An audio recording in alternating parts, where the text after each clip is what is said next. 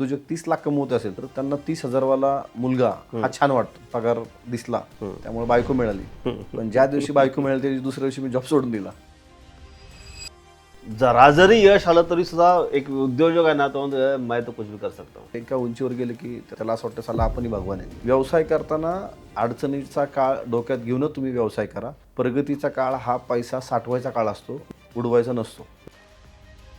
म्हणजे ज्या दिवशी 9 आणि 13 मधला 4 कोटीचा जो गॅप दिसला तो माझ्यामुळे वाढला होता. जर दुसऱ्यासाठी मी जर 4 कोटी वाढू शकतो, 13 कोटी सेल नेऊ शकतो, तर माझ्यासाठी मी घेऊ शकतो. ते रिस्क वाटली नाही का हो त्यावेळेस? नोकरी सोडायची, लोक काय म्हणतील, आई काय म्हणेल. ते माझे गुरु आहेत. मग त्यांनी एक सांगितलं की दुःख कोणाला सांगायचं नाही. की राहुल, कायम दुःख लोक रडून ऐकतात आणि बाहेर हसून सांगतात. वडापाव, कपड्याची दुकानं, बिर्याणीची दुकानं, केकची दुकानं एवढी वाढलीत, ते एकमेकाला बघून वाढलीत ती. इंडियातील सर्वात मोठा ब्रँड माझा आहे. तुम्ही गुगल सर्च करा, काय करा, India's largest chain of kulfi outlet. तर काय काय चॅलेंजेस आले तुम्हाला?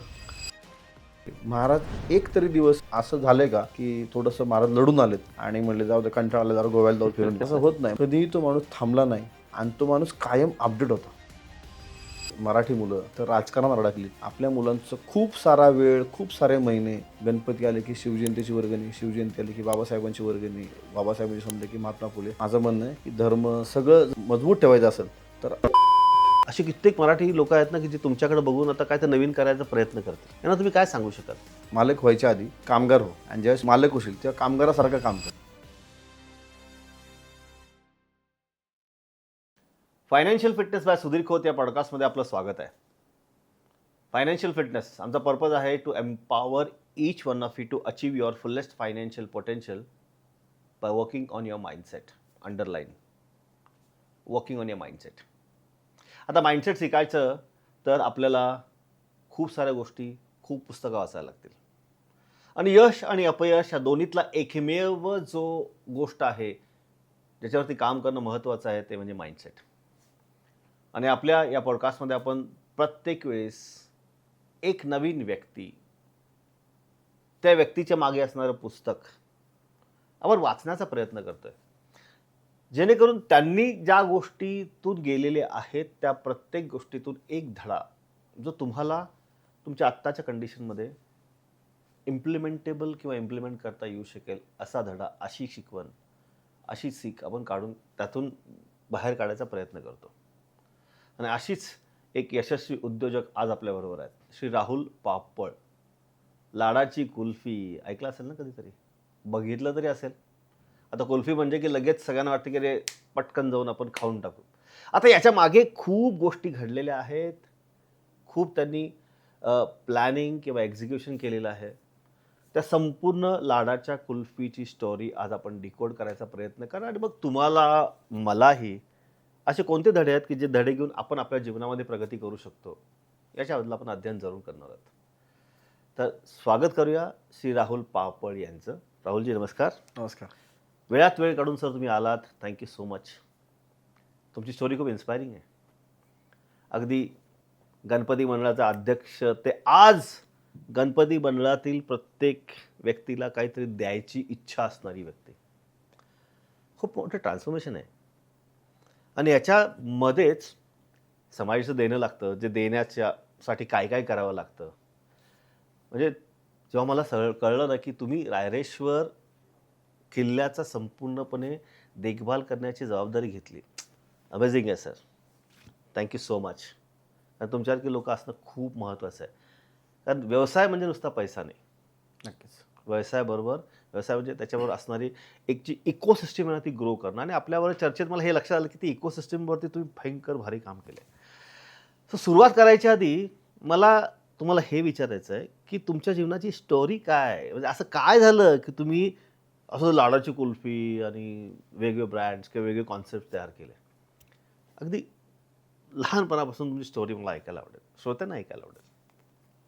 नाही, लहानपणापासून स्टोरी अशीच आहे. जनरली माझं गाव मूळ बिबिवाडी आहे आणि बिबिवाडी गाव एक स्वारगेट आणि कात्रज ह्याच्यामध्ये येतं. आणि बिबिवाडी गाव सर्वात पहिलं पुणे महानगरपालिकेमध्ये गेलेलं गाव आहे. आणि ज्यावेळेस हे गाव पुणे नगरपालिकेमध्ये गेलं तर त्यावेळेस सर्वात जास्त पहिल्या जागा ज्या कोणाच्या गेल्या असतील तर त्या बीबीवाडी ग्रामस्थांच्या गेल्या. बरोबर आहे. म्हणजे सांगायला तुम्हाला आनंद होतो की शंकर महाराज मठ आहे, बर. ती जी 28 एकर जी प्रॉपर्टी आहे, जी काही प्रॉपर्टी आहे त्याच्यात 7/12 आमचा आहे. अरे तिथं लिटिगेशन्स तयार झाले.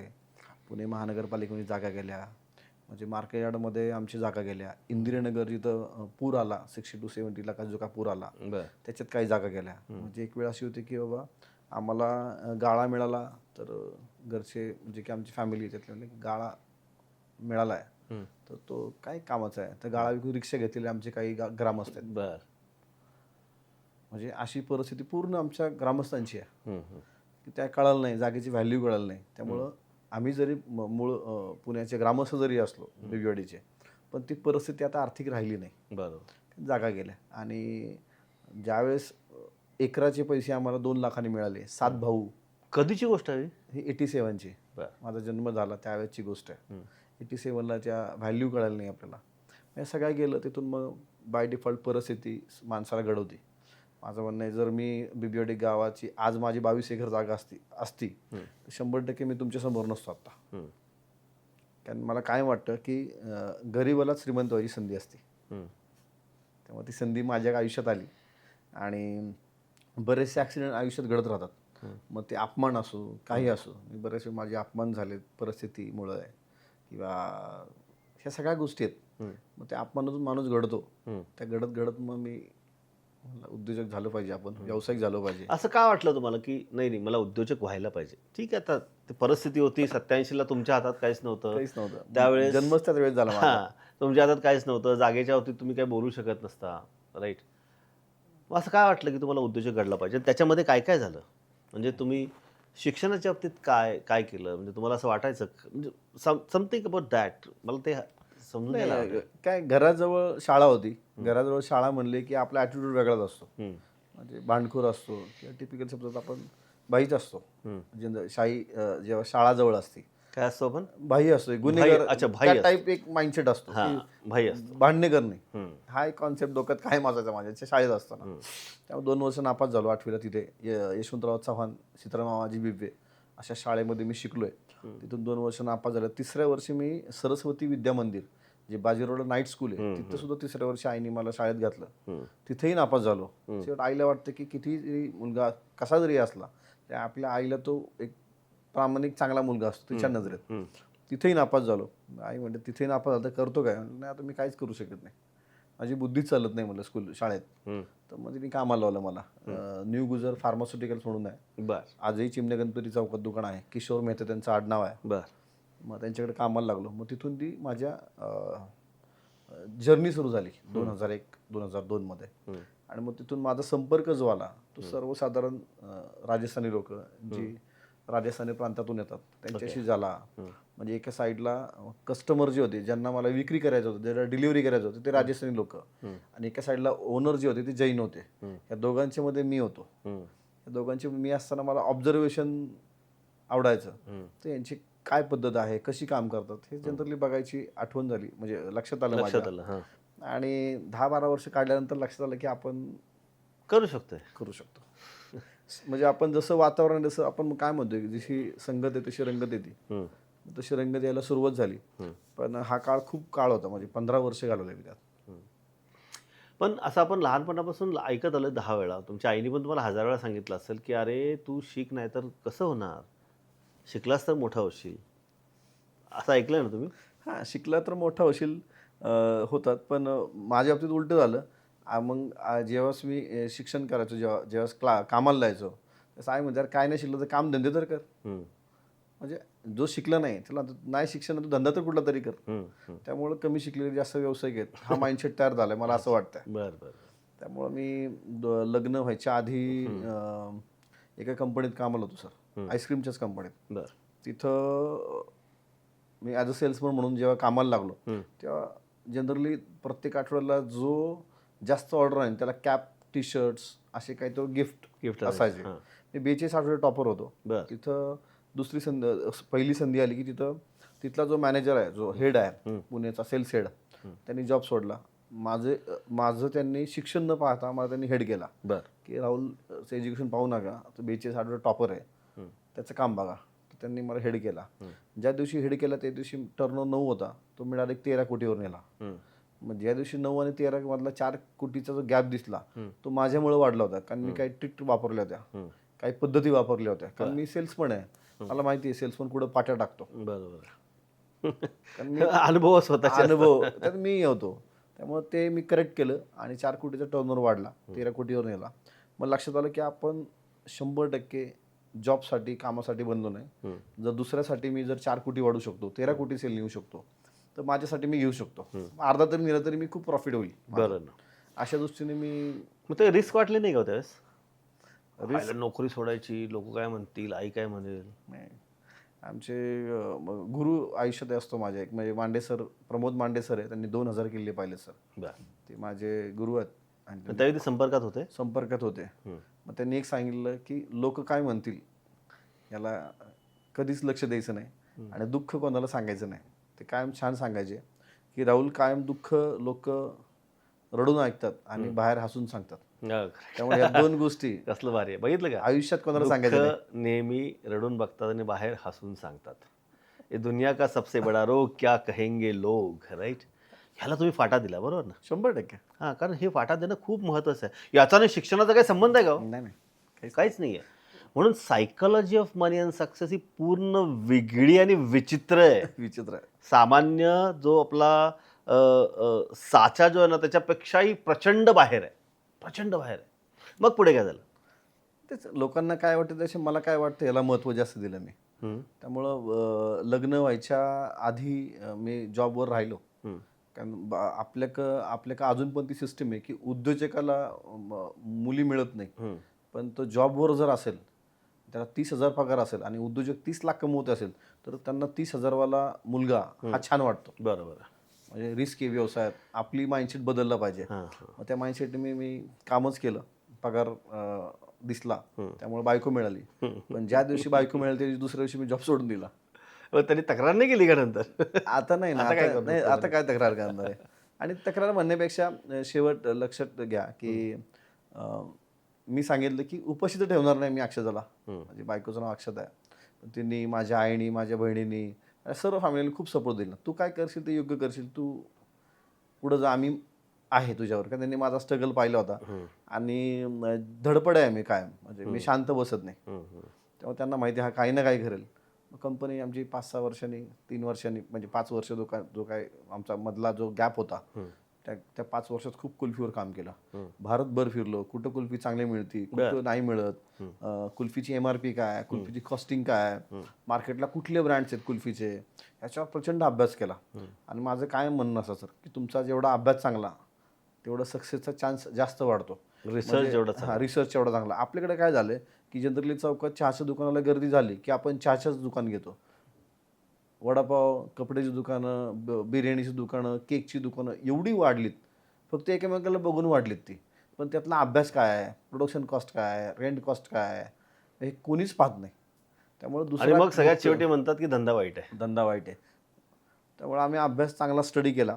आणि कायम मी सांगतो की जसं तुम्ही माइंडसेट म्हणताय की जसं आपण विचार करतो तसंच घडतो. माझ्या आयुष्यातही तसंच झालं आहे. म्हणजे 2018ला आम्ही सांगितलं होतं की लाडाची कुल्फी ही भारतातील सर्वात मोठा ब्रँड होईल कुल्फीचा. आज सर इंडियातील सर्वात मोठा ब्रँड माझा आहे. तुम्ही गुगल सर्च करा, काही करा. Very good, congratulation. टॅगलाईनच आहे India's largest chain of kulfi outlet. Good. एका नावाने एवढ्या फ्रँचायसी कोणाच्यात नाही आहे. करेक्ट. आणि कुल्फीवरती कामच नाही कोणी केलं. म्हणजे काय की जर यशस्वी व्हायचं असेल तर नुसतंच कष्ट करून उपयोग नाही आहे. बरोबर आहे ना? बरोबर. म्हणजे प्रत्येक जेवढे आपले व्ह्युअर्स आहेत त्यांना सगळ्यांना मला कळकळीने सांगायचं आहे की ही स्टोरी बघा. कष्ट सगळीकडेच आहेत, पण नुसते कष्ट उपयोगाचे नाही आहेत. काय कष्ट करायचे हे खूप महत्त्वाचं आहे. बरोबर आहे. आणि नुसतंच मला एक गोष्ट येते, म्हणजे मगाशी तुम्ही सांगितलं ना चहाची एक फ्रँचायझी, मला तर अतिशय दुःख होतं बरं का. मी कोल्हापूरचा आहे. गगनबावड्याला माझा एक प्रोजेक्ट आहे. आता गगनबावड्याला अशा ठिकाणी त्या चहाच्या फ्रँचायझी झालेल्या आहेत की तर गाडी लावायला पण जागा नाही. आणि त्यांनी आउटलेट 2-2, 3-3 लाखाचे, कसे पैसे वसूल होणार त्यांचे? प्रॉब्लेम आहे ना. कॉस्टिंग किती होतं समजूनच घ्यायचा प्रयत्न करत. 10 रुपयाची तिकीट साईज आहे, त्यात प्रॉफिट काय आहे, त्याचं भाडं किती आहे, स्टाफ किती आहे, याचा कधीच कॅल्क्युलेशन करत नाही. निदान माझं म्हणणं आहे की व्यवसाय करायच्या आधी निदान एखादी ब्ल्यू प्रिंट तरी तुमच्या असली पाहिजे की मला जनरली भाडं काढण्यासाठी, पगार काढण्यासाठी, माझी इन्व्हेस्टमेंट कॉस्ट काढण्यासाठी मला बेसिक खर्च किती पाहिजे बरोबर आहे. आणि ROI साठी किती खर्च पाहिजे, असं किती काढला पाहिजे हे पेपरवरती आलं पाहिजे. हे पेपरवरती कोणच मांडत नाही. अगदी बरोबर. म्हणून तर आपण कितीतरी तुम्ही बघितलं असेल की टिळक रोडवरती एकाच ठिकाणी पुढच्या 2 वर्षांत नवीन कपड्याचं दुकान होतं. हो. आम्हाला चालत नाही म्हणून पुन्हा बंद करतात. आणि सगळ्यात महत्त्वाचं काय की जेव्हा नवीन करतात ना चालू, त्यावेळी त्यांना जुनं फर्निचर चालत नाही, पुन्हा सगळं नवीन करतात. आणि पुन्हा 5-25 लाख रुपये खर्च करून मग म्हणतात की धंदा चुकीचा आहे. श्रोत्यांना धंदा चुकीचा नाही आहे. धंदा सायंटिफिकली करणं खूप महत्त्वाचं आहे. मगापासून आपण राहुलजींना बघतोय, एक गोष्ट सातत्याने सांगतात ते की रिसर्च केला पाहिजे, मार्केट बघितलं पाहिजे. मार्केट बघितलं तर ॲनालिसिस केलं पाहिजे. तो एक ॲटिट्यूड असावा लागतो, लक्षात ठेवा. म्हणजे मला वाटलं म्हणून मी धंदा केला किंवा मला हा प्रॉडक्ट मला आवडतोय म्हणून जर केला आणि तुम्ही गॅप आयडेंटिफाय नाही केलं तर कधीच होणार नाही. कारण गॅप फिलिंगला ना ती गॅप असावी लागते. गॅपच नसेल तर आपण काहीही करू शकणार. एकदम ज्वलंत उदाहरण आहे. कुल्फी प्रत्येक ठिकाणी मिळत होती, चौकात मिळत होती, पण वेगळ्या फॉर्मॅटमध्ये. पण राहुलजींनी एकदम वेगळा फॉर्मॅट केला. म्हणजे त्यांची स्टोरी ऐकू. तर कुल्फी चालू केली पहिला, तर काय काय चॅलेंजेस आले तुम्हाला? चॅलेंज असे आले की बऱ्याचदा आपली जी कुल्फी होती बऱ्याच जुन्या ज्या पद्धतीनं विकायची की आजही आपण कुल्फी जर पाहिली तर जनरली आपल्या मागे तो पायजामा शर्टवाला व्हाईट डोक्यावरती डेरा असतो ब्लॅक कलरचा, त्यात ती बर्फानी भरलेली कुल्फी असते सगळी पूर्णपणे, मिठाच्या बर्फात ती काढतो माणूस तो, किंवा हातगाडी दिसती. अदरवाईज आता गारेगारवाला टेम्पो दिसतो. अशा ह्याच्या पलीकडे कुल्फी कुणी पाहिलीच नव्हती. पण ती कोण पाहिल का असे एक कल्पना होती. कारण आमची पहिली फ्रँचायझी ही कार्टवरतीच होती गारवारी कॉलेजच्या मागे. पण ती कार्टचं मॉडेल आम्ही छान बनवलं, येल्लो कलर दिला त्याला, पिंक कलरचा लोगो दिला. आमचा पहिली गोष्ट की इथं थांबतो की लोगो आम्ही पहिल्या दिवशी डिझाईन केला आणि 7 एप्रिल 2018ला माझा लोगो रजिस्टर होता, ट्रेडमार्क नव्हता, रजिस्टर होता. कारण आपण व्यवसाय करताना बऱ्याचदा आपली मुलं चुका करतात की नाव ठेवतात आणि नंतर 3 वर्षांनी कळतं हे नाव कोणाच्या दुसऱ्याच नाव रजिस्टर आहे किंवा हे नाव अवेलेबलच नाही. जनरली आपण हॉटेलचे नाव बघतो, जय भवानी, तुळजाभवानी, जगदंब ह्या नावाने आपण हॉटेल टाकतो. नंतर कळतं हे नाव रजिस्टर नाहीये. माझं नाहीये. व्यवसाय करताना सर्वात पहिलं नाव रजिस्टर करणं हे गरजेचं आहे. ते नाव रजिस्टर केलं. ह्याच्या पलीकडे दुसरी आम्हाला स्टेप ही होती की आमचं कुल्फी पॅकिंग होती. म्हणजे रॅप काढून तुम्ही कुल्फी खायची ही नव्हती. जनरली आपण काय ते प्लास्टिक कवर काढायचो किंवा तो असा काढायचा, तो टॅप करून दुधामध्ये बुडून तुम्हाला द्यायचा. ते तोडणं आम्हाला खूप अवघड वाटलं पहिल्यांदा 1 महिना. नंतर आम्ही कस्टमरला सवय लावली की बाबा आता आपण सुशिक्षित आहोत, त्यामुळं कुल्फी घेताना ती किती तारखेला बनली, त्याच्यात न्यूट्रिशन व्हॅल्यू काय आहे, त्यात प्रोटीन लेवल काय आहे, ती कुठल्या दुधाची बनली, हे सगळं गव्हर्नमेंट लिहायला लावतं. ते आम्ही आजही लिहितो. त्यामुळे तुम्ही वाचून कुल्फी खा हे सांगायला लागलो, लोकांना आवडायला लागलं. त्यामुळे तिथून आमची सुरुवात झाली. आणि नंतर सुरुवात करता करता आम्हाला असं झालं की आता आमची कॉपी करायला लागली. म्हणजे जे मार्केटला आम्हाला तोडायचं होतं, ही रॅपरची कुल्फी, ती जनरली ती बटर पेपर मधली, त्याला ते सगळे आमच्या पॅकेजिंग वरती आले जातात. ते आता आम्हाला कॉपी करायला लागलं. आनंद आहे त्याचा. म्हणजे काय की आज तुम्ही प्रॉडक्ट बिल्ड केला, बरोबर ना? पण तर प्रॉडक्ट एक बिल्ड केला आणि राहुलजी एक स्वतः माणूस आहे. एकटा माणूस काय करणार? मग तुम्ही काय केलं? नाही, एकटा माणूस तसं नाही की जनरली आपल्यावर सगळे फ्रँचायझी म्हणजे मी सांगितलं नाही, फ्रँचायझी नंतर आली. हां, त्या थॉट प्रोसेसला मला पकडायचं आहे. आता काय लोक म्हणतील की काय 700 फ्रँचायझी आहेत, त्यांना काय कमी आहे. अरे पण ते 700 फ्रँचायझीच्या पहिली फ्रँचायझी येण्यासाठी काय ते विचार केला ना तुम्ही? मग तो डिकोड करायचा आहे. 700 फ्रँचायझी आहेत राहुलजी, सगळ्या जगाला माहिती आहे, ते आपल्याला सांगायचं नाही. पण त्या मागचा थॉट काय होता? जेव्हा तुम्ही प्रॉडक्ट तयार केला, मस्त तुम्हाला वाटलं की नाही माझी लाडाची कुल्फी, माझा रजिस्टर्ड आहे, ट्रेडमार्क नाही झालेला, रजिस्टर्ड आहे, म्हणजे मी लिगल गोष्ट केली, माझा प्रॉडक्ट तयार केला. पण प्रॉडक्ट काय राहुल एकटे जाऊन काय मार्केटमध्ये टाकणार होते का? बरोबर. मग त्यावेळी काय विचार केला ते महत्वाचं आहे.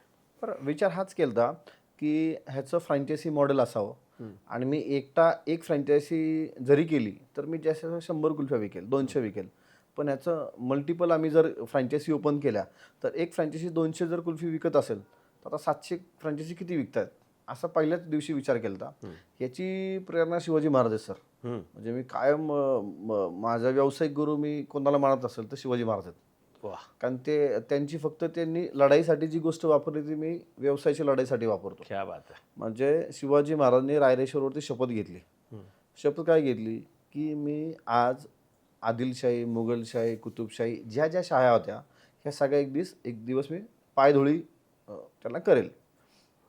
विचार करा, ज्यावेळेस शपथ महाराजांनी घेतली त्यावेळेस शिवाजी महाराज फक्त पुणे जिल्हा किंवा पुणे प्रांताचे प्रमुख होते किंवा शहाजीराजांनी त्यांच्याकडे जहागिरी होती.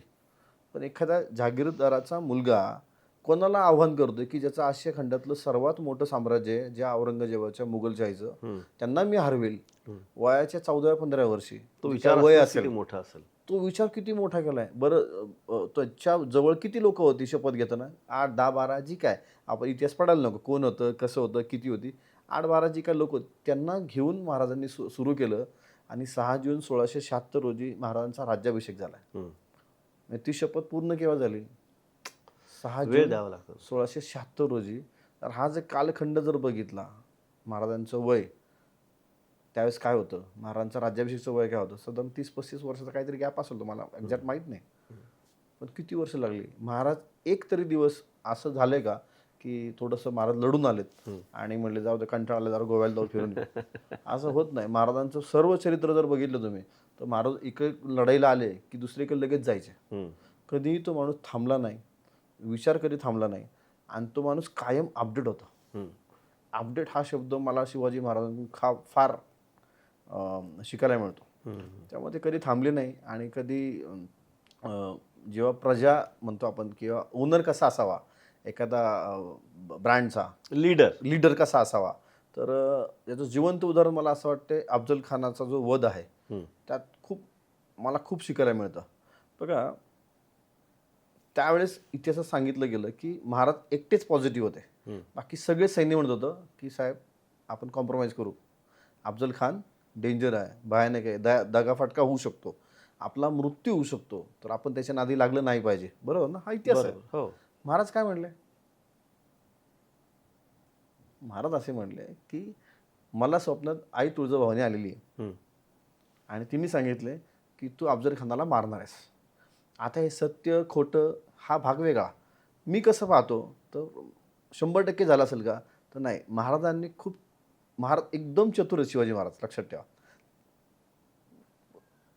मावळे काय म्हणले की महाराजांना तर देवीच प्रसन्न झाली, आपण जिंकणारच आहे.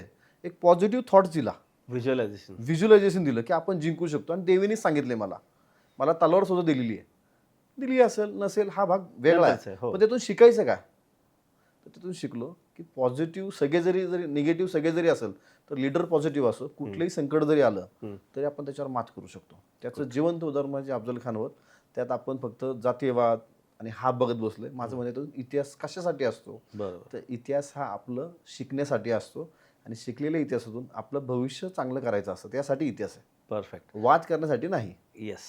आणि म्हणून श्रोतेहो, आज राहुलजी यांनी रायरेश्वर किल्ल्याची पूर्ण जबाबदारी घेतलेली आहे, दत्तक घेतल्यासारखंच आहे. आता याच्याबद्दल फार डिटेल तेच सांगू शकतील किंवा नंतर आपण त्याच्यावरती बोलू. पण आज जे काही व्यावसायिकाचे जे काही धडे त्यांनी महाराजांच्याकडनं घेतलेले आहेत किंवा आपल्या जीवनामध्ये जे आपण पुलआउट करायचा प्रयत्न करतो त्याच्याकडे अजून जास्त डिटेलमध्ये बघायचा प्रयत्न करतो. तर महाराजांच्याकडनं प्रेरणा घेऊन तुमच्या हे लक्षात आलं की नाही, व्हिज्युअलायझेशन खूप महत्त्वाचं आहे. बरोबर ना? या गोष्टीचा उपयोग जेव्हा तुम्ही कुल्फी तयार केली, आपण बेसिक धंद्याकडे येऊ आता. कारण श्रोत्यांना धंदा तो कसा करायचा, याच्यासाठी काय विचारसरणी लागेल हे खूप महत्त्वाचं आहे. मग त्यावेळी सेल्स कुल्फी तयार केली, तुम्हाला माहिती आहे प्रोडक्ट भारी आहे आणि एकटा कोण होतं विचार घेऊन तुम्ही ना. बरोबर. मग नंतर काय झालं, तुम्ही त्याची विक्री करण्याची व्यवस्थापन काय केलं का? ते महत्त्वाचं होतं का ते करणं? त्याच्यासाठी काय केलं तुम्ही? नाही, सर्वात महत्त्वाचं आहे ना, एक 360 डिग्री व्ह्यू लागतो विक्री करण्यासाठी.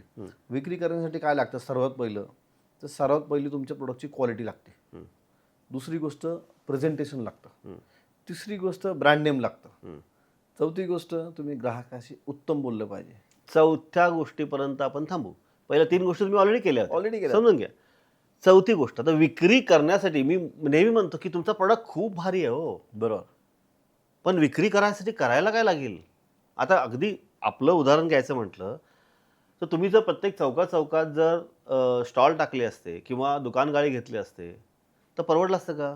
अजिबात नसते. अजिबात नसतं. बरोबर. त्यावेळी काय केलं तुम्ही? असं काय विचार केला, की ज्याच्यामुळे आज तुम्ही एवढ्या वेगळ्या स्केलला मगाशी म्हणता ना प्राउडली, अख्ख्या भारतातला माझा सगळ्यात हायेस्ट कुल्फी ब्रँड आहे. अहो, पोहोचणं एवढं सोपं आहे का ते? अजिबात नाही. पण मला श्रोत्यांना हे सांगायचं की तुम्ही विचार काय केला त्यावेळेस? कारण तो जो विचार जर केला नसता, कदाचित तुम्ही एवढं एक्सपान्शन झालं नसतं. सिंपल गणित आहे. बरोबर आहे. राईट. तो विचार काय केला? म्हणजे तुम्ही सेल्स करणं महत्त्वाचं वाटलं का तुम्हाला? का तुम्ही म्हटलं की नाही, नाही मी मी कुल्फी तयार केलेली आहे, मी भारी कुल्फी केली आहे, मला माहिती आहे, ज्याला पाहिजे तो येऊन माझ्याकडनं कुल्फी घेईल, असं केलं का? अजिबात नाही. म्हणजे काय की तुम्ही सेल्स करण्यासाठी तुमची एक, जसं महाराजांनी मावळे तयार केले, तशी तुमचे पण मावळे तुम्ही तयार केले. फ्रँचायझी एक मावळाच आहे माझा. एक्झॅक्टली. म्हणजे तो एक मावळा तयार केला. आता मावळे तयार केले म्हणजे सपोज मी एक मावळा तुमच्याकडे आलो आणि मी सांगितलं की राहुलजी मला फ्रँचायझी घ्यायची. हो घे रे बाबा, काही प्रॉब्लेम नाही आहे. बरोबर ना? मी घेतली. मला नुसतं असं आऱ्यावर सोडलं का मला ट्रेनिंग पण दिलं तुम्ही? ट्रेनिंग. म्हणजे लोकांच्या लक्षातच येत नाही की sales is equal to income. मला जर पैसा कमवायचा असेल तर सेल व्हायला पाहिजे. सेल व्हायचं असेल तर सिस्टीम व्हायला पाहिजे. कारण जर सिस्टीम पाहिजे असेल तर तुम्हाला ट्रेनिंग द्यायला पाहिजे. तर तुमच्याकडे असलेले लोक जर ट्रेंडच नसतील आणि त्यांना तुम्ही कोण आहे, तुमचा व्यवसाय काय, तुमचं मिशन काय, तुमचं विजन काय हेच माहिती नसेल, तर ते एका लेवलच्या पुढं कशाला हो काम करतील? किती म्हटलं ना, तर त्याच्या ट्रॅडिशनल पद्धतीनेच तो काम करेल. म्हणून बहुतेक लोक म्हणतात की धंदा वाईट आहे. बरोबर. आणि बहुतेक मुलीचे आई वडील म्हणतात की नाही नोकरीत चांगली आहे बाबा, धंद्यात गेला तर काय करायचं? ह्याला फाटा देणं खूप महत्त्वाचं आहे. खूप गरजेचं आहे. म्हणजे आज मी जर नोकरीच केली असती, तुम्ही जर नोकरीच केली असती, तर 50,000 गुणिले एवढे पगार की लई 1,00,000 पगार झाला असता. बरोबर. आजची काय परिस्थिती आहे? आज तुम्ही हजारो लोकांना आज व्यवसाय दिलाय ना. तर ही खूप महत्त्वाची. पहिला सगळ्यात मला काय दिसलं की तुमचं विजन, प्रॉडक्ट, प्रोडक्ट. राईट. प्रॉडक्टच्या आधी मी पहिला व्हिज्युअलाइज करणं खूप महत्त्वाचं आहे. बरोबर. इथं मला मग कळलं पाहिजे की आम्ही करू शकतो बरं काय. नुसतं व्हिज्युअलायझेशन केलं, ठीक आहे, अभ्यास केला, रिसर्च केला, मग तुम्ही टीम बिल्ड केली. Team build in the form of मावळेज, म्हणजे तुमचे फ्रँचायझी. बरोबर ना? पण मला सांगा की फ्रँचायझी तयार केली तुम्ही, मावळे तयार केले. आता मावळ्यांना लीड करणारे महाराज ताई होते, राईट. इथं तुम्ही म्हटलं असतं की तुम्हाला शिकवलं रे, तुम्ही जावा रे, करा रे, असं म्हटलं असता तर आज लाडाची कुल्फी तेवढ्या लेवलला गेली असती का? नसते. राईट. म्हणजे leadership qualities plays a very important. Leadership quality खूप गरजेची आहे. मग आता तुम्ही तुमच्या व्यवसायामध्ये तुमच्यामध्ये असं काय बघितलं जे की तुमच्याकडे नव्हतं ॲज अ लीडर? कारण कोणी व्यक्ती परिपूर्ण नसतो, राईट.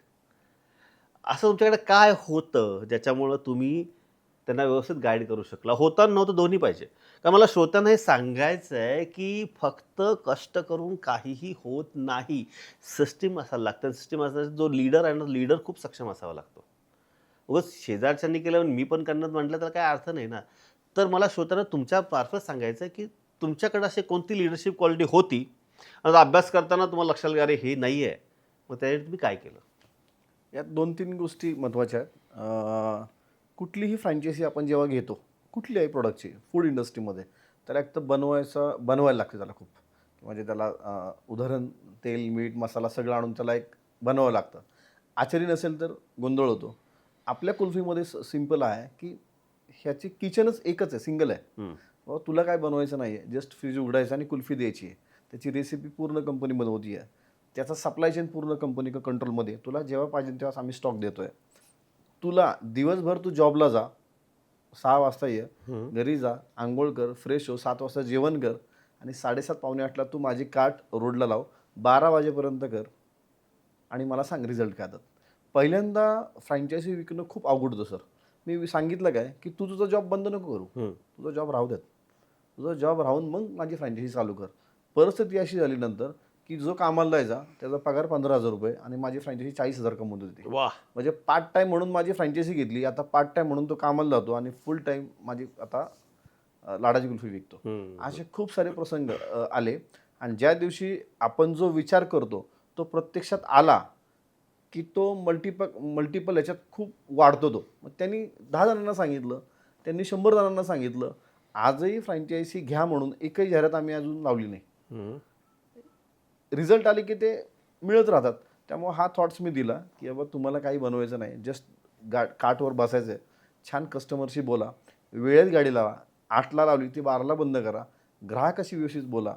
तुम्हाला बड्डेला कुल्फी पाहिजे का, तुमची लग्न केव्हा असतं तेव्हा आम्ही पार्टी ऑर्डर करतो, ग्राहकाशी बोला चांगलं. आणि by default kulfi in short communication आम्ही ट्रेनिंग दिलं आहे. आणि त्याच्याही पलीकडे जाऊन आमच्या नावाला खूप लोकांनी हे केलं. ब्रँड नेम खूप गरजेचं सर, तो लक्षात राहिला पाहिजे. बरोबर. लाडाची कुल्फी, लोक लाडाची कुल्फी कसं काय नाव, लाडाची कुल्फी आहे, कुल्फी फिमेल आहे, बरोबर. तो कुल्फी म्हणत नाही, ती कुल्फी म्हणतो.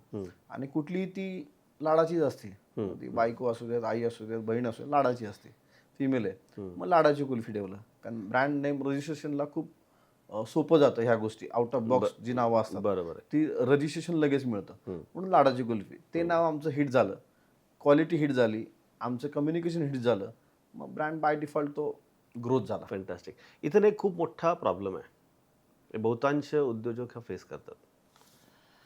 म्हणजे एखादं यश मिळालं ना किंवा अपयश आलं, दोन गोष्टी असतात ना. आपलं जीवन काय असं स्ट्रेट लाईन नाही, सायन्स आहे, वर जाऊन खाली जाऊन, वर जाऊन खाली जाऊन कायमस्वरूपी होत असतं. तर जेव्हा आपण हायेस्टला असतो ना, म्हणजे कदाचित असं झालं असेल एखाद्या वर्षी 100 फ्रँचायझी विकल्या गेल्या असतील. आता स्ट्रॉंगली म्हटलं ना तुम्ही, नाही आता मी अजून जाहिरात केलेलीच नाही. बरोबर आहे. बरोबर ना. मग अशा फेजमध्ये ना आपण जाणत असो किंवा नसो, बरोबर आहे. आपल्या जीवनामध्ये एक इगो येऊन जातो. बरोबर आहे. तो इगो येऊन जातो. आणि बहुतांश वेळा उद्योजकाला कळतच नाही की मी त्या इगोच्या स्टेटमध्ये गेलो आहे. आता इगोच्या स्टेटमध्ये गेले म्हणजे काय, दुसऱ्यांचं मानहानी करणं किंवा फार इगोइस्टिक असा विषय नाही, तो ॲटिट्यूडच वेगळा असतो पूर्णपणे. पण इथं इगोइस्टिक म्हणजे मैं कुछ भी कर सकता हूँ, राईट, असा येऊन जातो. आणि मग त्या इगोला प्रॉपर हँडल केलं न गेल्यामुळे आपली घसरगुंडी होऊन जाते. आणि त्याला आपण म्हणतो असेन्शन. बरोबर. ती इतकी जोरात असते की आपलं कळत न कळत आपण पूर्णपणे खाली होऊन जातो. असा एखादा इव्हेंट तुमच्या आयुष्यात झाला आहे का? झाला असेल तर तो कसा हँडल करायचा? कारण लोकांना माहितीच नाही की याला हँडल कसं करायचं. महाराजांनी खूप वेळा हँडल केलं आहे, समजून घ्या. मी आपल्या जीवनामध्ये जे लागतंय ना तेच पुल आउट करायचा प्रयत्न करतो. पण सुदैवाने तुम्ही महाराजांच्यावर एवढा अभ्यास केलेला आहे, नोईंग मला पण वाटायला अरे हे असं होतं बरं का, राईट. म्हणजे महाराजांच्याबद्दल एक स्टोरी मी अशीच वाचली होती की महाराज आपल्या जनतेमध्ये काय काय हे बघायसाठी गेले होते वेश पालटून. आणि रात्री झाली होती आणि भूक खूप लागली होती, म्हणून एका दरवाजाला ठोठावलं आणि त्या माऊलीनी मस्त जेवण बिवण करून दिलं आणि भात दिला आणि भरपूर आमटी दिली. आणि महाराजांनी काय त्या भातावरती आमटी ओतली, आमटी इकडे तिकडून गेली. तर ती माऊली म्हटली म्हणे की तू लेका आमच्या महाराजांसारखाच आहेस. आता महाराज एकदम चकित झाले ना, असं काय म्हणायचं आहे त्यांना. तर म्हणे असं का असं का म्हणता बरं तुम्ही? तसं म्हणतो की आमच्या महाराजांनी पण एवढे गड किल्ले केले, पण त्याला प्रोटेक्शन कुठं केलं? बघ ना, तू जर व्यवस्थित भात व्यवस्थित केला असता, त्यात आमटी टाकली असती, सगळं प्रोटेक्टेड राहिलं असतं ना. म्हणजे ह्या सगळ्या ज्या गोष्टी आहेत ना, आपल्या धंद्यामध्ये पण तशाच आहेत ना. बरोबर आहे. तर ते जो काय मगाचा विषय बोलला त्या विषयावरती तुम्हाला काय म्हणायचं? असेन्शन. नाही, असेन्शन काय सर, मी कायम सांगतो की हे सर्व मी पाहिलेलं आहे. पण मांडे सरांवर परत येतो मी, कारण ह्या खूप गोष्टींनी मला जसं माइंडसेट एखादा विचार आपल्याला बदलतो. यांचे विचार एवढे चांगले होते की राहुल म्हणले ना, अपयश पचवता येतं, पहिले यश पचवायला शिक. करेक्ट आहे. मी यश पचवलं आहे सर. म्हणजे मला आता काहीच वाटत नाही सर. माझे 100 शाखा हो, 1000 शाखा हो, मी आहे असंच राहतो. मला खूप काही वाटत नाही. मी अजून सकाळी ट्रेक करणे, मित्रांबरोबर जाणे, मला स्वतःला खूप वेळ दिला आहे मी. बरोबर. आणि नॉर्मल राहतो. मला खूप काही झालं म्हणजे मी आता खूप मोठा झालो आहे असं काही नाही. ते डोक्यात ज्या दिवशी येतं ना, त्याशी तुम्ही म्हणताय तो जो प्रॉब्लेम येतो तो येतो. आणि व्हायच्या आधी माझ्या डोक्यात घातलाय की राहुल यश पचवायचे, अपयश पचलं जातं, यश पचवता येत नाही. करेक्ट. मी यश पचवायला शिकलोय सर. म्हणून मी हा प्रश्न प्रत्येकाला विचारतो, कारण जरा जरी यश आलं तरी सुद्धा एक उद्योजक आहे ना, तो मैं तो कुछ भी कर सकता हूँ. होतं ना सर, खूप लोक उद्योजक माझ्या जवळचे पाहिलेत मी की ते एका उंचीवर गेले की त्याला असं वाटतं साला आपणही भगवान आहे. पण असं होत नाही. एक पर्टिक्युलर काळ असतो. आणि मी कायम उद्योजकांना सांगत असतो किंवा माझ्या मित्रांना सांगत असतो अनुभवानुसार जे मला येतं ते मी देत असतो आणि एक दिवस मेंदू जळणार आहे आपला. त्यामुळं मी सांगत असतो प्रत्येकाला की व्यवसाय करताना हे डोक्यात ठेवा की अडचणीचा काळ येणार आहे. अडचणीचा काळ डोक्यात घेऊनच तुम्ही व्यवसाय करा. प्रगतीचा काळ हा पैसा साठवायचा काळ असतो, बरोबर आहे. उडवायचा नसतो. त्यामुळे प्रगतीच्या काळात याच्यावरती येणार आहे सगळ्यात शेवटी फायनान्शियल मॅनेजमेंटवरती. प्रगतीच्या काळात तुम्ही पैसे वाचवा आणि वाईटाच्या काळात तुम्ही ते साचवा. त्यामुळे ते तुम्हाला कामाला येतील. बरोबर. त्यामुळे तो गृहीतच नसतो लोकांनी, माझा फ्रँचायझी चालणारच आहे, माझा व्यवसाय चालणारच आहे, हेच गृहीत असतं. असं होत नाही. जगात सर्वजण उंचीवर गेलेत, सगळेजण खाली आलेत. हा स्पेशल टॉपिक आहे, म्हणजे पैसा मॅनेजमेंट हा स्पेशल टॉपिक आहे. मग आपण कनेक्शनमध्ये जाऊ. आपण प्रोडक्ट बघितला, मी डिकोड का करतोय, सिक्वेन्स आहे हा. तुम्ही स्वतःचं व्हिज्युअलायझेशन बघितलं, मग प्रोडक्ट तयार केला, मग तुम्ही ड्रीम तयार केले, राईट. म्हटलं मी एकटा थोडीच करू शकतो, मग तुम्ही मावळे तयार केले. बरोबर आहे. तर मावळ्यांना जर तुम्ही, आम्ही त्याला कोड ऑफ ऑनर म्हणतो, कॉन्टेक्स्ट म्हणतो, नियमावली, rules, regulations, ethics, values, principle, हे जर तुम्ही लावलेच नाही तर कुणी पण कधी पण लाडाची कुल्फी वापर करेल, कधी कोणी पण मग नाही इथं नाही, मला इथं पिवळं वाटेल म्हणून करणार नाही. असं नाही, तुम्ही कॉन्टेक्स्ट तयार केला, बरोबर ना. मग तो झाला. आता त्यांना लीड करण्यासाठी तुम्ही, तुमच्याकडे लिडरशिप क्वालिटीज पाहिजेत. मग तुम्ही तर महाराजांनाच आदर्श मानलेलं आहे, त्यामुळे त्याच्यातून तुमच्याकडे लिडरशिप क्वालिटी आलेलीच आहे. पण या सगळ्या गोष्टी करत असताना, म्हणजे सुरुवातीला तुम्ही सांगितलं मला की लिगली मला प्रोटेक्ट करण्यासाठी मी माझा ब्रँड नेम रजिस्टर केला.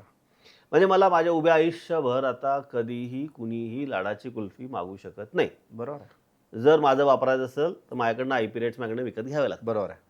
म्हणजे एका उद्योजक किती छोटा असला ना, तर या लेवलपर्यंत विचार करणं खूप महत्त्वाचं आहे. कारण लिगल आस्पेक्टच इतका महत्त्वाचा आहे. सगळं झाल्यानंतर कळतं की अरे बापरे, असं केलं नसतं तर बरं झालं असतं, किंवा असं केलं असतं तर बरं झालं असतं. या सिक्वेन्समध्ये आपण लिगलपर्यंत पोचलो.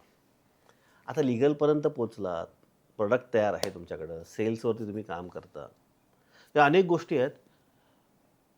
पण एवढा सगळा डोलारा घेऊन जाताना तुमच्याकडं तुमचं विजन, तुमचं मिशन हे जर नसेल तर गाडी फास्ट जाईल का?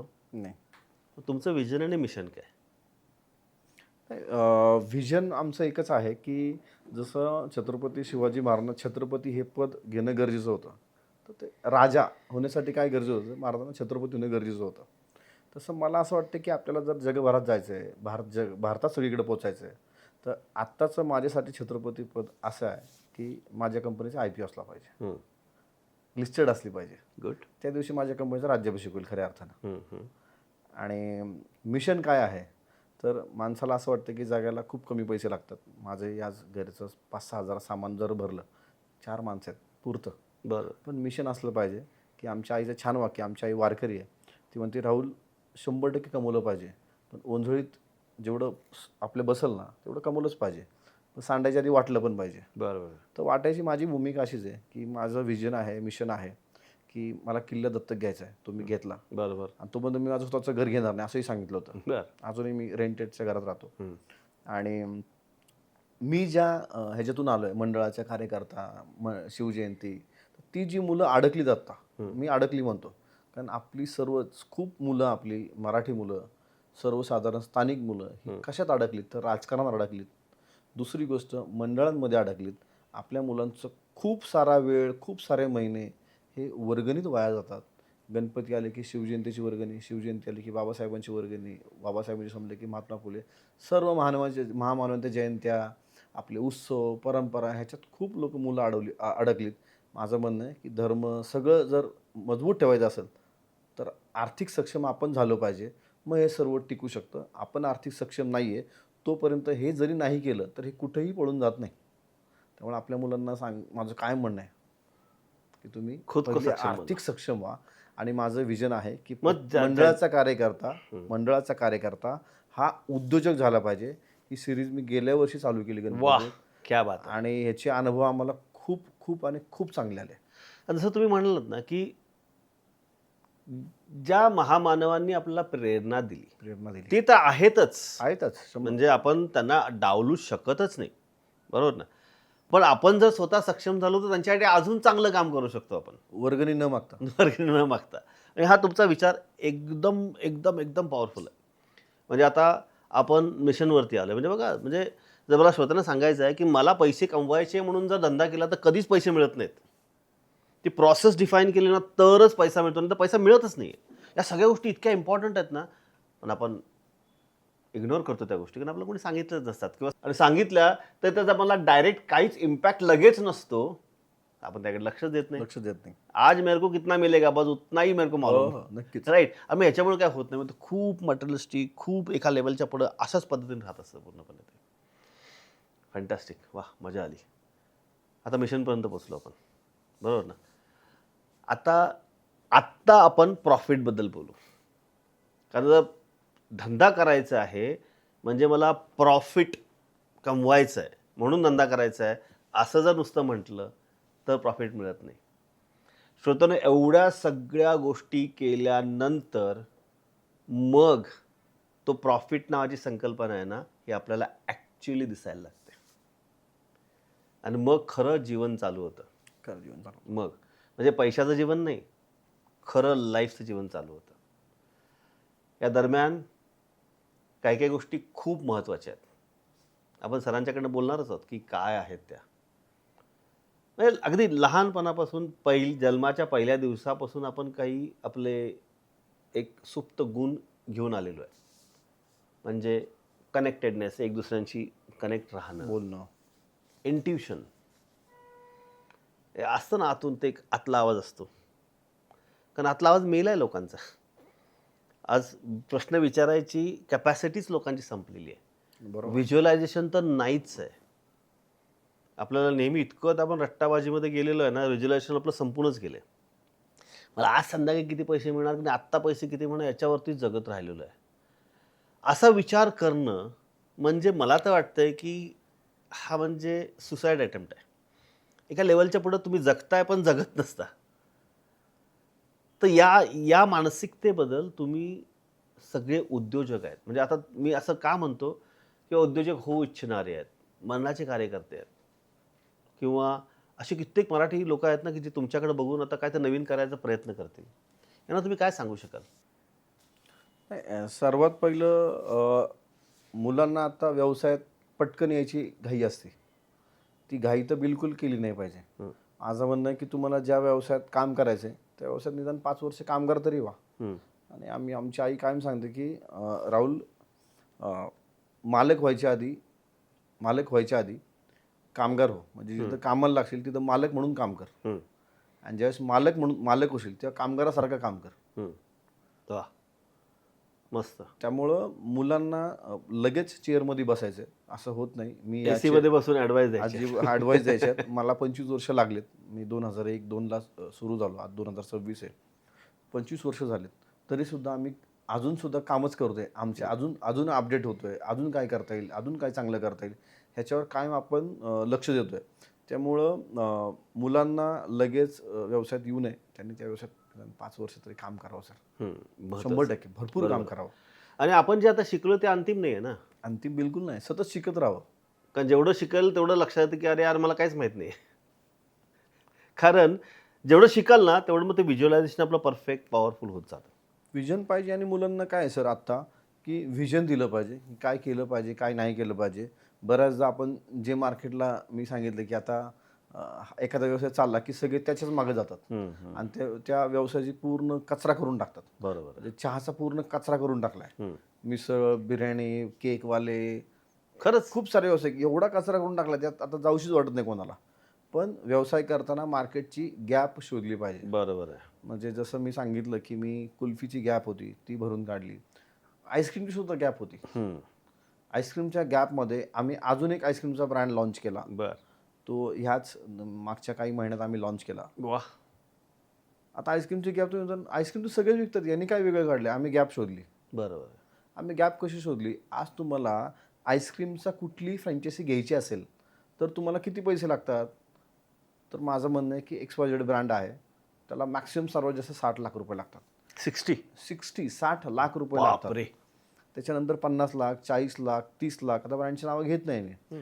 जनरली आईस्क्रीम ब्रँड कुठलाही घ्या तुम्ही तर त्याला 25 लाखाच्या पुढेच पैसे लागतात. बरोबर. तुम्ही म्हणणार अरे सर्वसाधारण माणूस आहे तर तो त्यांनी फ्रँचायसी घ्यायची नाही का? त्यांनी घेतली पाहिजे. मग आम्ही टिपरी नावाचा एक ब्रँड काढला. टिपरी नावाचा आईस्क्रीम ब्रँड काढला. तो आईस्क्रीम कार्ट मॉडेलमध्ये काढला हम्म. की प्रीमियम आईस्क्रीम आम्ही कार्टवर देतोय, ती सुद्धा fresh waffle cone with ice cream. बर. आता याची जर MRP जर तुम्ही बघितली मार्केटला, एक तर कॉन्सेप्ट वेगळी काढली मी की की शॉप नको, शॉप जर टाकलं आपण कुठले ओपन जर केलं तर त्याचा रेंट खूप येतो, एक्सपेन्सेस इन्व्हेस्टमेंट खूप येते, ती मला कमी करायची म्हणून कार्ट मॉडेल काढलं. त्याच्यानंतर ज्यावेळेस हेच आईस्क्रीम तुम्ही ज्यावेळेस generally waffle cone with ice cream खाता तेव्हा ॲव्हरेज रेट काय जातात, 80 रुपये, 100 रुपये, 150 रुपये. तर 80 रुपये, 100 रुपये, 150 रुपये रेट असतो का एका स्कूपचा? तर असतो. केव्हा असतो? ज्यावेळेस दुकानचं भाडं, इन्व्हेस्टमेंट म्हणून तो असतो, रेट असतो. बरोबर. ऍक्च्युअल प्रोडक्टची किंमत नाही आहे. कमी नाही, ॲक्च्युली प्रोडक्टची किंमत कमी असते. मग आम्ही जेव्हा हे खर्च कमी केले आणि कार्ट मॉडेलवरती आलो त्यावेळेस MRP आम्ही वॅफल कोन विथ आईस्क्रीम फक्त 39 रुपयात ठेवलं एक स्कूप, 69 मध्ये 2 स्कूप आणि 99 मध्ये 3 स्कूप. बर. अशी कॉन्सेप्ट काढली, कुठेही जाहिरात नाही केली. आता मी म्हटलं की आता जाहिरातीपेक्षा आपली कॉन्सेप्ट चालते का चेक करू. रोडला आम्ही पहिली कार्ट लावली, आश्रय हॉटेल आहे स्वारगेटच्या जवळ, लक्ष्मीनारायण टॉकीच्या शेजारी पहिलं मॉडेल आम्ही उभं केलं. त्या मॉडेल रोज 200 कस्टमर करतं, त्याचा पर डे काउंटर 5,000 ते 10,000च्या मध्ये आहे. मस्त. आणि सुंदर कॉन्सेप्ट त्यांना आवडला. एकही जाहिरात केली नाही. ग्राहकांनी आता सांगून तो ब्रँड मोठा करायच्या तयारीत तो ब्रँड आहे. आता लोक सांगायला लागले 39 रुपयात waffle cone with ice cream fresh मिळत असेल तुम्ही का नाही घेणार. बरोबर ना. ही मार्केटची गॅप होती, हे कोणीच केलं नाही. करेक्ट आहे. व्यवसाय तोच आहे. तर चहाचा जरी व्यवसाय करत असेल तुम्हाला करा 100%, पण सगळे चहावाले जे करतायत ना ते नका करू. त्याच्यात काय वेगळं करता येईल का तसं करा. बरोबर आहे. म्हणजे अशी कॉन्सेप्ट होऊ शकते की फोन कर 10 मिनिटात चहा घरी किंवा ऑफिसमध्ये गरम चहा, सगळे चहा, असे काहीतरी वेगळी होऊ शकते. करायलाच पाहिजे. इनोव्हेशन वेगळं आहे. आज लाडाची कुल्फी तुमच्यासारख्या लोकांचे फोन यायचे सर मला, मी बालेवाडीमध्ये थांबलोय, मला कुल्फी खायची, कुठं कुल्फी मिळेल. माझ्या कार्ट सगळ्या संध्याकाळी 8 वाजता उघडतात. मग मी काय केलं, मला रोज 100 फोन यायचे आणि त्या लिकेज होतं, आमचे ऑर्डर लिकेज म्हणून मग त्याला. ते लिकेज असं भरून काढलं की जर सर आत्ता जरी तुम्ही लाडाची कुल्फी .com वर जर ऑर्डर केली तर तुम्हाला 20 मिनिटात कुल्फी इथं येईल. मस्त.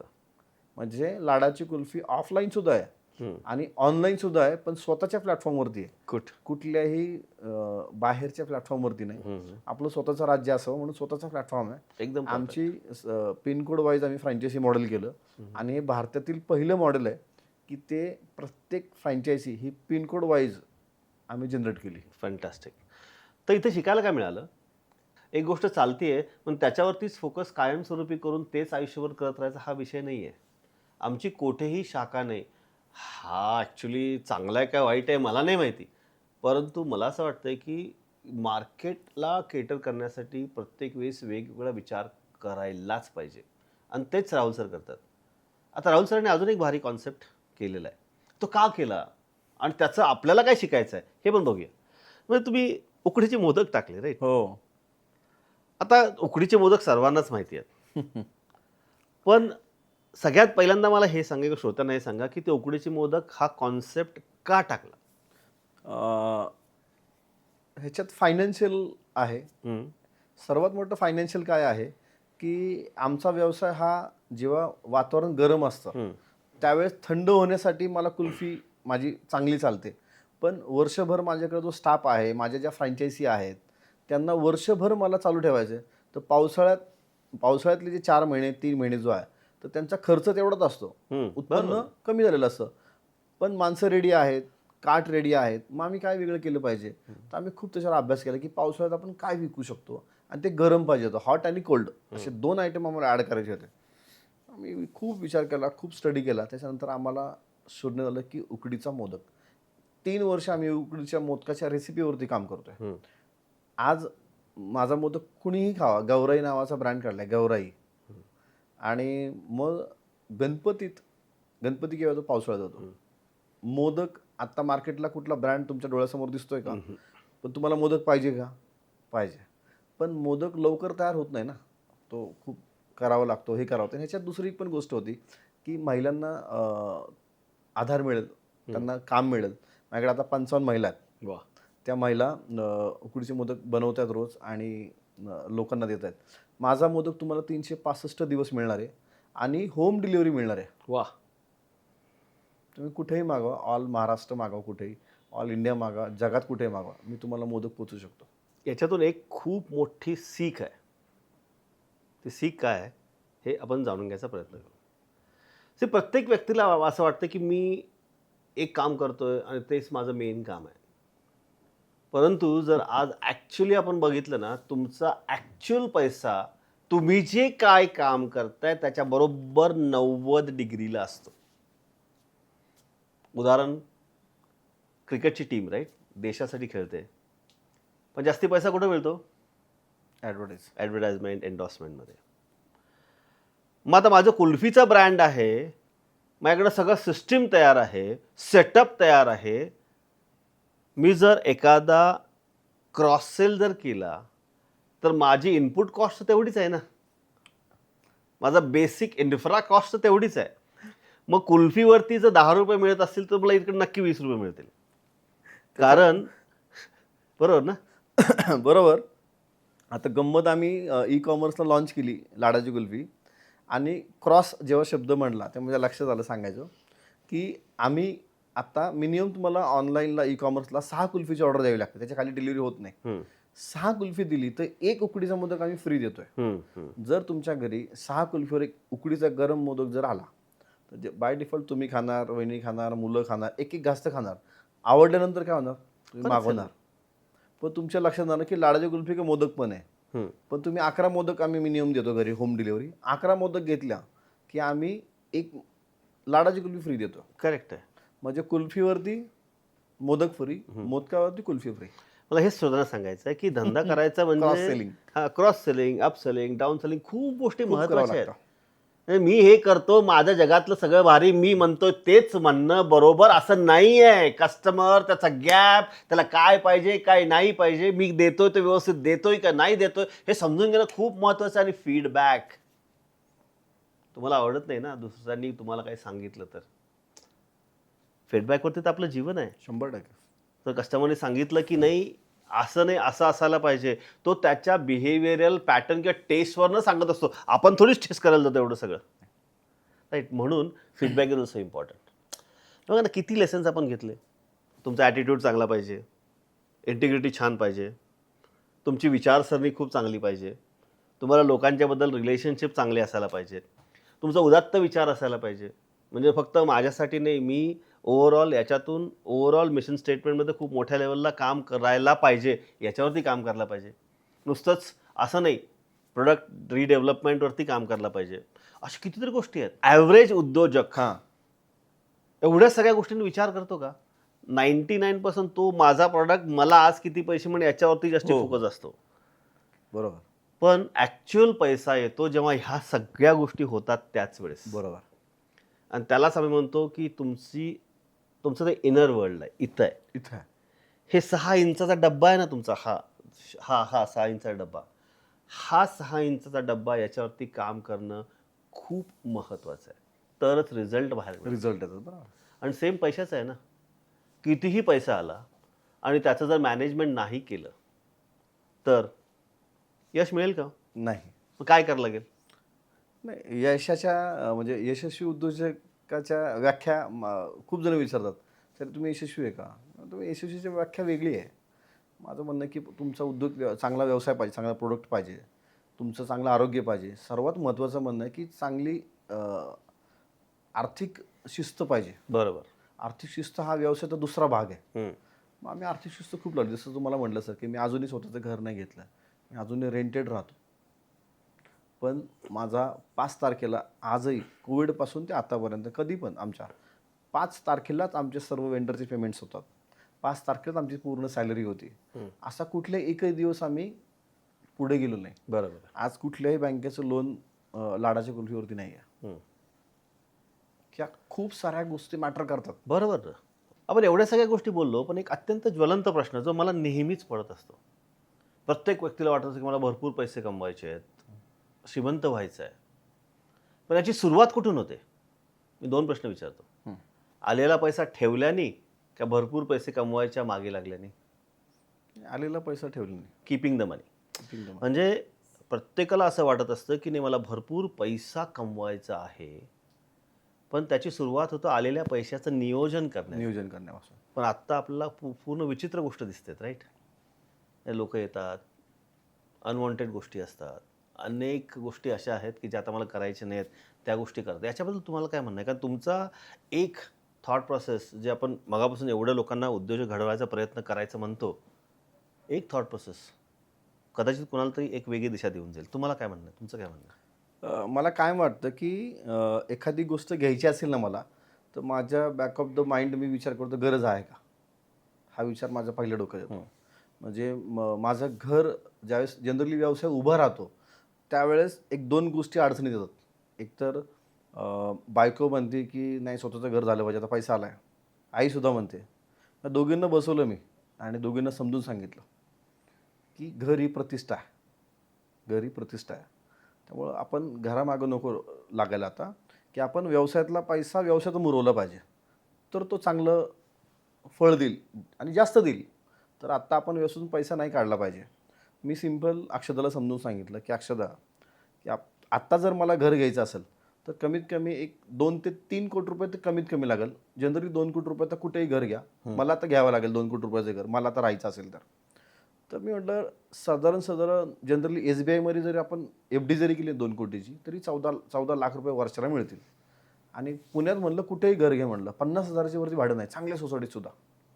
तर वर्षाला 6 लाख रुपये होतील, तरी तुझ्याकडे 8 लाख रुपये राहतील. मी 8 लाख तुझ्या नावाच देतो, तू पार्लरला वापर, घरी जेवणाला वापर किंवा फिरायला वापर. ती कॉन्सेप्ट तुझ्या लक्षात आली. ती म्हणते याच्यापुढे घर नाही घ्यायचं, आपण रेंटेड राहू. नाही, पण याच्याबद्दल उलटा विषय पण आहे. म्हणजे मी रॉबर्ट कियोसाकी साहेबांचा स्टुडंट ओके. आहे. तिथं पण ते नेहमी असंच म्हणतात, नाही भाड्याच्या घरात राहा. पण मला असं नेहमी वाटतंय की नाही, प्रत्येक व्यक्तीला ना ते एक स्वतःचं असणं खूप महत्त्वाचं आहे. कारण ती तुमच्या बायकोसाठी एक सेफ स्पेस असते, बरोबर. ती तुमच्या मुलांसाठी, एक आईसाठी एक सेफ स्पेस असते. घर नाही तर मग नुसतंच व्यवसाय व्यवसाय व्यवसाय करून सुद्धा चालत नाही. शेवटी तो एक जो पॉईंट आहे ना, तिथं आपण येऊन स्टँडस्टिल होणं खूप महत्त्वाचं असतं, बेस. असं झालं नसतं ना, आपण महाराजांच्याबद्दल इतक्या वेळा बोललोय, मग रायगडची निर्मितीच झाली नसती. Safe space. आणि तो इतका महत्त्वाचा ना, की कुठेही काहीही झालं तरी माझ्याकडे आहे, हा जो कॉन्फिडन्स येतो ना, तो कॉन्फिडन्स खूप महत्त्वाचा आहे. बरं, आपण जसं म्हणतो ना सर, की महाराजांनी राज्याभिषेक कधी केला, ज्यावेळेस त्यांच्याकडे पैसे प्रचंड होते. महाराजांचं सिंहासनच सर 32 मन सोन्याचं होतं. त्याची कॉस्टिंग जर काढलं तर आता महाराज जगातले सर्वात श्रीमंत व्यक्ती आहे, बरोबर आहे. पण ज्यावेळेस आपला काळ नवीन असतो, म्हणजे मी आता नवीन पिढीचा उद्योजक आहे सर. माझा व्यवसाय 2018ला चालू झाला. 20 आणि 21ला लॉकडाऊन आहे, परत त्यात मी उभा राहतोय. परत 26ला आम्ही 29ला IPOला चालू आहे आता. तर हा जो वाढायचा काळ आहे ना, त्यात इन्व्हेस्टमेंट नाही केली पाहिजे. घर घेतलं पाहिजे का? 100% 10 कोटीचं घर घेतलं पाहिजे. पण केव्हा? ज्यावेळेस 50 कोटी उशाला आहेत आणि ज्यावेळेस ते गरजेचे नाही आहेत, त्यावेळेस 100% घर घेतलं पाहिजे. म्हणजे दुसरी बाजू आहे. पण प्रगतीच्या काळात माणसांनी पैसे साचवले पाहिजे. अडचणीच्या काळात कामाला येतात. ज्या दिवशी भरपूर पैसे आहेत ना, त्या दिवशी माझं स्वतःचं म्हणणं आहे सर, मला वर्ल्ड टूर करायची आहे. प्रचंड पैसे खर्च करायचे, पण ते प्रचंड पैसे खर्च करण्यासाठी माझ्याकडे प्रचंड पैसा पाहिजे. करेक्ट आहे. इथे काय सांगायचा प्रयत्न आहे आपल्याला, की आलेला पैसा ठेवणं पण खूप महत्त्वाचं आहे. पण मटेरियलिस्टिक जगासाठी आज आपण जर करायचा प्रयत्न केला ना, तर अननेसेसरीली आपण आपल्याच पुंजीतून बहुतांश पैसा खर्च करत असतो, पैसा वाढत नाही. म्हणजे हे दोन प्रश्न वेगवेगळ्या अँगलने विचार करणं पण तितकंच महत्त्वाचं आहे. नक्कीच सर. राईट. फायनान्शियल मॅनेजमेंटमध्ये ह्या गोष्टी महत्त्वाच्या आहेत, महत्त्वाच्या. आणि तरच पैसा वाढू शकतो. राईट. श्रोतेहो, आज आपण राहुलजी यांना बघितलं. लाडाची कुल्फी, मोदक, गौराई मोदक, असे अनेक इनोव्हेटिव्ह कॉन्सेप्ट्स त्यांनी काढले. प्रत्येक कॉन्सेप्ट मागे विचार करण्याची पद्धत ही खूप पॉवरफुल आहे. त्याच्याशिवाय धंदा यशस्वी होत नाही. म्हणजे मला वाटलं म्हणून मी धंदा केला म्हणून हा धंदा कधीच होत नाही. आणि जर बहुतांश व्यावसायिकांसारखं नाही, मला पैसा भरपूर कमवायचा आहे म्हणून जर धंदा करायला गेला तर अजिबातच पैसे मिळत नाहीत. कारण ॲक्च्युली रिझल्ट मिळण्यासाठी right from attitude, communication, honesty, integrity, one man company, one person company, तुमचं इंट्युशन, रिलेशनशिप्स, अशी कितीतरी वेगळ्या गोष्टी आहेत ज्या कुठल्याच शाळेत शिकवत नाहीत. ही फक्त जीवन नावाचं पुस्तक आहे हेच शिकवतं. आणि जर खरोखर नेक्स्ट लेवलला जायचं असेल ना, तर तुम्हाला काय येतं याच्याबरोबरही जी काही येत नाही याच्यावरती फोकस करणं खूप महत्त्वाचं आहे. कारण जेवढं जास्ती आपण शिकत जाऊ तेवढं आपल्याला हे लक्षात येतं की अरे यार मला काहीच माहीत नाही. बरोबर. तर financial fitness by Sudhir Khot या पॉडकास्टमध्ये आज आपण राहुल सरांची जर्नी बघितली. हे आपल्या लक्षात आलं की आपल्या जीवनामध्ये नुसतंच फक्त कष्ट करून उपयोग नाही किंवा मला किती ज्ञान आहे हे माहिती असून उपयोग नाही आहे. मी आज कुठे आहे, आज माझी स्टेटस काय, माझं स्टेटस काय आहे, हे समजून घेणं खूप महत्त्वाचं आहे.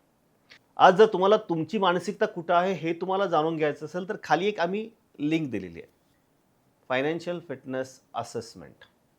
आता फायनान्शियल फिटनेस म्हणजे गुंतवणूक नाही.